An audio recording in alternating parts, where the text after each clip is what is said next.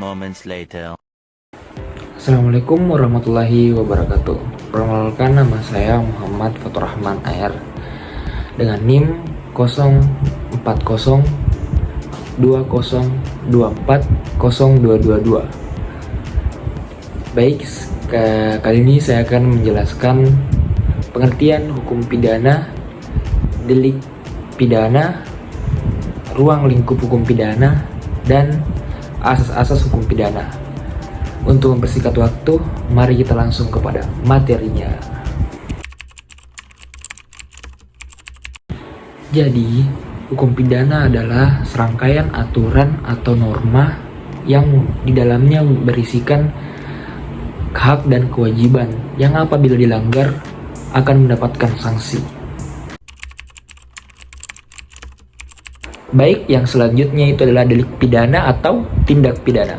Delik pidana atau tindak pidana adalah sesuatu yang dilarang oleh hukum pidana yang dapat mengakibatkan sanksi atau hukuman.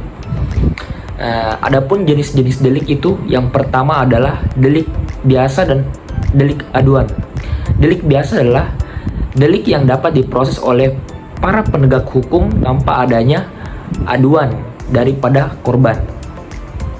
Delik aduan adalah delik yang pada penuntutannya memerlukan aduan daripada korban atau pihak yang merasa dirugikan. Yang kedua itu adalah delik formil dan delik material. Delik formil adalah delik yang berfokus pada tindak pidana, bukan pada akibat dari tindak pidana itu. Delik material berfokus pada akibat dari tindak pidana itu, bukan hanya pada tindak pidana itu. Yang ketiga, delik komisi dan delik omisi. Delik komisi adalah delik yang tindakannya melawan hukum atau undang-undang. Sedangkan delik omisi adalah delik yang kegagalannya untuk melakukan tindakan yang diwajibkan oleh undang-undang. Baik, yang ketiga adalah ruang lingkup hukum pidana. Ruang lingkup hukum pidana terbagi menjadi dua, yaitu ius penale dan ius penendi. Ius penale atau hukum pidana material adalah jenis aturan yang di dalamnya berisikan perumusan peristiwa dan ancaman hukumannya.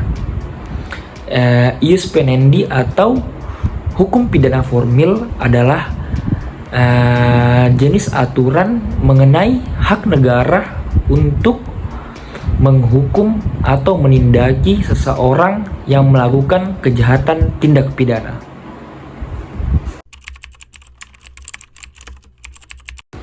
Materi yang keempat yaitu asas-asas hukum pidana. Asas-asas hukum pidana terdiri dari 5. Yang pertama itu ada asas legalitas. Asas legalitas menyatakan bahwa seseorang tidak dapat dipidana tanpa ada aturan jelas dalam kitab undang-undang hukum pidana. Yang kedua ada asas tiada pidana tanpa perbuatan. Asas ini menyatakan bahwa seseorang tidak dapat dipidana tanpa ada kesalahan atau niat jahat dalam melakukan perbuatan pidana. Yang ketiga ada asas teritorial. Asas teritorial menyatakan bahwa Undang-Undang Hukum Pidana Indonesia berlaku bagi setiap orang yang berada di wilayah negara Indonesia. Yang keempat ada asas nasional aktif. Asas nasional aktif menyatakan bahwa Undang-Undang Hukum Pidana berlaku bagi setiap orang yang setiap warga negara Indonesia yang berada di luar wilayah Indonesia. Yang kelima ada asas nasional pasif. Asas ini menyatakan bahwa hukum pidana berlaku bagi semua orang yang mengancam negara meskipun itu berada di luar wilayah negara Indonesia. A few moments later.